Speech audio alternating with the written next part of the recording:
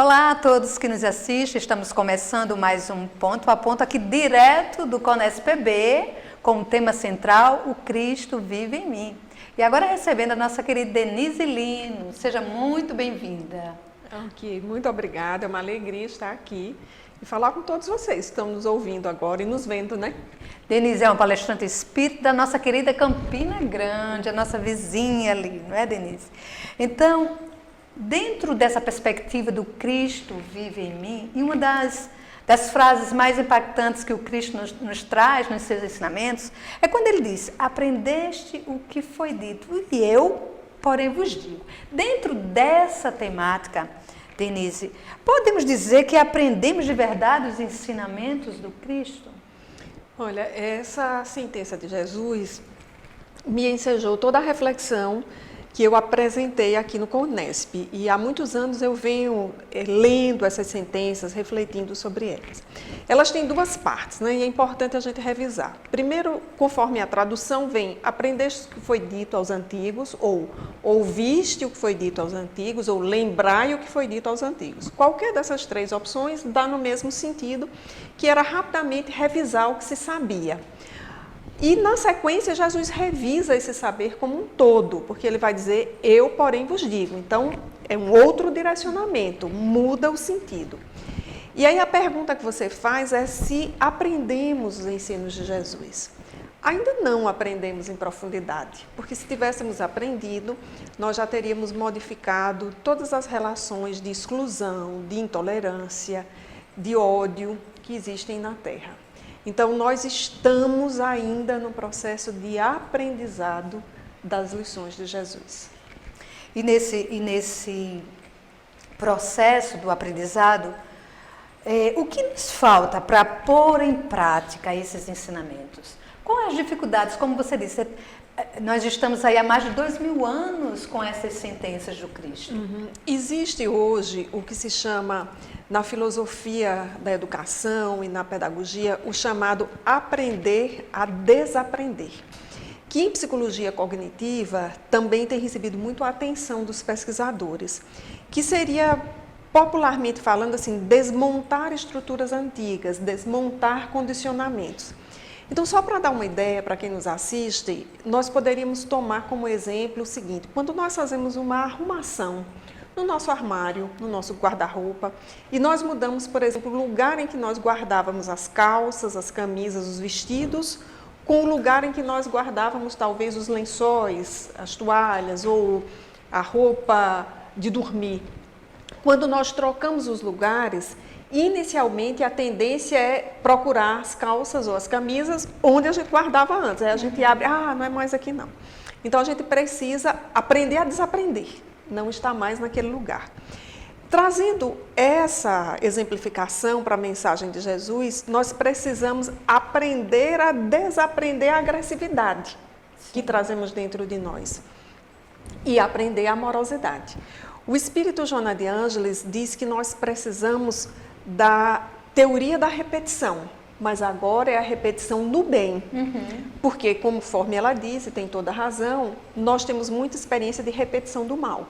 Então a gente precisa aprender a desaprender a repetição do mal para aprender a repetição no bem. Então por isso nós ainda estamos aprendendo a mensagem de Jesus, porque não desaprendemos os costumes antigos. E isso é interessante você trazendo essa perspectiva de como nós precisamos desaprender para aprender algo novo, né? Que realmente nos mude, nos transforme, né? Dentro dessa perspectiva dos ensinamentos do Cristo. E uma das questões que você falou da importância de desaprendermos essa agressividade. Então, não desejar o mal aos que nos perseguem já seria o suficiente? Olha, a gente precisa contextualizar a resposta e observar que existem níveis, né? Então vamos pensar no sujeito mais agressivo que nós possamos trazer à mente agora. Esses que protagonizam os grandes crimes contra a humanidade. Então é alguém que está num processo de profunda agressividade. Um espírito como esse, quando ele atinge o patamar de não desejar o mal, já há um processo evolutivo aí, mas não é o fim. Então, não desejar o mal significa um avanço evolutivo em relação ao que nós éramos, mas significa ainda um estágio a ser vencido em relação ao que nós poderemos ser, ao que nós seremos. Então, não desejar o mal, ele é parte de um aprendizado e nós precisamos seguir adiante. Talvez para esse momento, para nós os cristãos, nós os espíritas, seja um exercício cognitivo. Eu preciso aprender a desejar o bem para mim, para quem está ao meu lado, para o meu grupo familiar, para o meu grupo social, para a humanidade. Então, é um aprendizado. Isso que você traz nos faz refletir, né? Trazendo para a nossa dinâmica hoje os meios de comunicação, né? Através das mídias sociais, como nós estamos vendo realmente esse desamor. Então, aprender a desejar o bem, aprender se faz, acho que algo urgente, não é, Denise? Faz-se. Nós temos, no momento, um panorama que é muito diverso, no seguinte sentido. Nós temos a facilidade das redes de comunicação, da internet. Acho que nada evoluiu tanto quanto a rede de comunicação nos últimos 20 anos, vamos colocar assim. Em função disso, nós temos também muita facilidade na divulgação do mal. Então, nós temos às vezes uma impressão de que o mal está maior na humanidade. Na verdade, é porque nós temos mais acesso à informação e às vezes o que ocorre é a repetição de uma mesma notícia sobre o mal. Então, aquela notícia ela aparece no Jornal da Manhã, no Jornal do Meio-Dia, no Jornal da Noite e no Jornal da Meia-Noite. Então, uma mesma notícia ruim, ela aparece 4 vezes, dependendo do impacto, 2 dias, 3 dias. Então, a gente fica com a impressão de que está cercado pelo mal. Nós ainda temos um olhar que é para aquilo que se chama o que está vazio, ou para o que deu errado. O nosso olhar precisa se voltar para o que está cheio, o que deu certo. Então, nós precisamos individualmente e coletivamente fazer essa mudança. E aí as notícias sobre o bem vão ocupar o espaço que hoje está ocupado, digamos. Isso é interessante, a gente ter essa sensibilidade de perceber, né, Denise, o que é que nós estamos colocando nos nossos lares, o que é que nós estamos colocando de notícia nos nossos lares. Essa é uma experiência que exige um mergulho, uma profundidade. Eu fiz esse ano que eu chamaria de uma ruptura, quer dizer, o ano passado, nós já mudamos de ano, e que para mim foi uma ruptura, ela nem foi paulatina, chegou um momento que eu disse assim, como espírita eu não posso mais. Do ponto de vista profissional, num determinado momento da minha profissão, eu estudei telejornais, embora eu não trabalhe na área, mas eu estudei isso, da perspectiva do telespectador.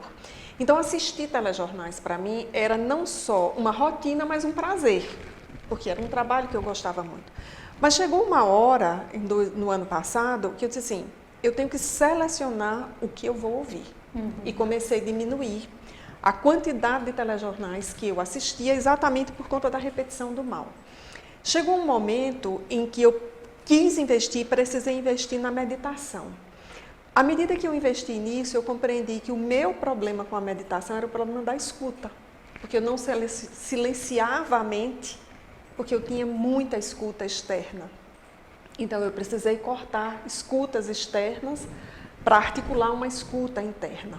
Então, foi um processo em que eu disse, não, como espírita, eu preciso de fato selecionar aqui. E reduzir, assim, drasticamente em relação ao que eu assistia. E pude fazer isso, porque profissionalmente eu não trabalho mais analisando telejornal, então eu pude fazer isso com conforto, de profissionalmente não ficar desassistida, mudar a rota, mudar o caminho. Mas a minha grande lição foi a minha escuta externa. Eu precisei selecionar essa escuta externa. E aí foi um processo bacana, interessante e construtivo para mim. Tão necessário, né? Para que a gente possa ir lidando com essa vivência hoje tão conturbada, se a gente não tem esse momento, como você traz, dessa experiência sua que nos auxilia e até nos impulsiona a copiar, porque a gente precisa copiar o que é bom, né? E assim, eu estou falando de telejornais porque era o que eu mais assistia, mas isso vale para novelas, filmes, séries. Como espíritas, eu preciso selecionar. Eu não não devo, assim, na minha leitura de espiritismo, eu não devo assistir aquela série do momento que todo mundo assiste, só porque todo mundo assiste. Né? O que é que eu trago para dentro do meu lar? Do meu quarto, às vezes, a televisão está no quarto, na máxima intimidade. Então, o que é que eu trago? Que companhias espirituais ficam a partir daquilo que eu seleciono para assistir na TV, no celular, no computador, no tablet? Então, como espírita, a minha identidade espírita naturalmente me levou a fazer isso. E aí a gente não se percebe de como essa interferência que entra sutilmente, sem pedir licença na nossa casa, vai interferindo no nosso comportamento. E aí às vezes nós estamos tomando uma atitude agressiva, nós estamos tendo uma palavra agressiva, um pensamento agressivo, que nos dificulta a vivenciar o que Cristo disse sobre o perdão. Isso. E aí a gente pode voltar para uma sentença de Jesus, que diz que eu gosto muito e diz assim: a boca fala do que o coração está cheio. Essa sentença, assim, quanto mais eu a compreendo, mais eu pronuncio com reverência. E ela me faz voltar para dentro de mim. A boca fala do que o coração está cheio. Então, por onde é que eu encho o meu coração? E às vezes eu encho com isso que vem do externo, que vai complicar situações como a do perdão, por exemplo. Pode complicar. Então, será que nós somos realmente, diante de tanta, vamos dizer assim, influências, dificuldades do nosso dia a dia, a violência mais constante, o desamor, será que realmente nós somos capazes de perdoar no sentido literal? Olha, talvez nós pudéssemos dizer assim, do ponto de vista emocional, a grande programação, não estou achando uma outra palavra, mas o grande destino, talvez, nosso seja perdoar. Nós estamos nesse caminho, é inevitável. Nós não aprendemos. O perdão é um aprendizado muito difícil, porque ele tem fases e há processos. Do ponto de vista psicológico, disse que perdão não é esquecimento, perdão é ressignificação. Então, é releitura da situação difícil. É muitas vezes empatia em relação ao agressor. E o perdão suscita exatamente a outra face, que é a nossa outra face. Uma face que é boa, que é positiva, mas que por muitas vezes está oculta, nós não nos descobrimos. Nós somos o nosso maior tesouro a ser descoberto. Então, nós estamos num processo de aprendizado, processualmente. A imensa maioria de nós aprende processualmente. E esse é o grande desafio para o momento. Quanto mais a gente exercitar isso, né, mais nós vamos exercitando, como você disse, a tolerância e a empatia. Tão importante. Eu acho que talvez nós pudéssemos pensar, não para todos, mas como uma possibilidade, que tolerância e empatia, eles são antessalas do perdão. Porque se a gente não tem tolerância, se a gente não tem empatia pelo outro, a gente não chega nesse patamar mais alto, que é o perdão. Né? É mais ou menos como a caridade. Se a gente não vive atos de solidariedade, de filantropia, a gente não consegue chegar na caridade. Do mesmo jeito que se a gente não se dispõe a amar o que pensa diferente, a gente não vai conseguir amar o inimigo. Então, todas essas metas que Jesus nos deixou, eu vejo hoje que elas têm etapas, sabe? E que a gente vai vencendo essas etapas. Quando eu falo para os jovens, eu costumo dizer que é mais ou menos como um jogo. Quando você vence uma fase, você quer passar para outra, que é a mais difícil. E aí você vai sempre vencendo a fase, né? Os meninos da técnica, né? Que ninguém da televisão está nos vendo, estão ali rindo do que eu disse. Mas não é mais ou menos assim, rapazes? Os jogos, eles têm as fases. Aí você consegue a 1, você quer a 2. Então, imaginemos assim, um sujeito muito individualista. Se ele consegue vencer a fase da empatia, a fase seguinte é a fase da tolerância. Então, ele vai passando de fases. A mesma coisa, assim, ser solidário, por exemplo. Acontece uma grande catástrofe. Então, aquela comoção, precisa mandar água, roupa, leite. É solidariedade. Então, a gente vai naquele momento. Mas quem vai nesse momento já está na etapa 1. Depois o sujeito diz assim, não, mas eu devo ajudar não só quando ocorre uma catástrofe. Há pessoas que vivem em catástrofes, então os mais necessitados. Aí se compromete com uma causa. Aí tem outros que dizem assim, eu preciso dividir o que eu tenho. Então ele está na fase 3, aí ele vai para a filantropia, e aí vai. Então essa metáfora do jogo nos ajuda a entender esse processo evolutivo. Então a gente precisa, com essa sua colocação, a gente precisa ver em que fase a gente está, né? Pois é, no jogo da vida, em que fase a gente está. Exatamente. Né? E o Cristo, ele sempre fala na sua mensagem, Denise, do amor, né? Desse amor que nos preenche, desse amor que é um exercício, como você falou, das fases que nós vamos passando. Então, como é amar incondicional? Não sei. Essa é uma pergunta muito difícil, eu não sei ainda. Eu acho que os meus amores são muito condicionais ainda, acho que eu amo muito pouco, eu não sei. O exemplo que nós temos, acho que é o do amor materno. É o exemplo de amor incondicional. Mas eu estou lembrando aqui das escutas de atendimento fraterno e eu ouço relatos de amores incondicionais, por exemplo, da família que não abandona o drogado, da família que não abandona a pessoa que está na depressão, da família que não abandona o doente terminal. Então, eu acho que isso são exemplos de amores incondicionais, aos quais nos rendemos. Então, para a gente fechar com essa temática do Congresso, né? O Cristo que vive em mim, como é que nós podemos realmente abrir o nosso coração no nosso dia a dia para que o Cristo possa viver em nós? Olha, eu fiquei 1 ano pensando nesse tema, porque eu fui convidada o ano passado, no encerramento do evento, e durante o ano, várias vezes eu voltei, e eu sempre me dizia, acho que o Cristo ainda não vive em mim.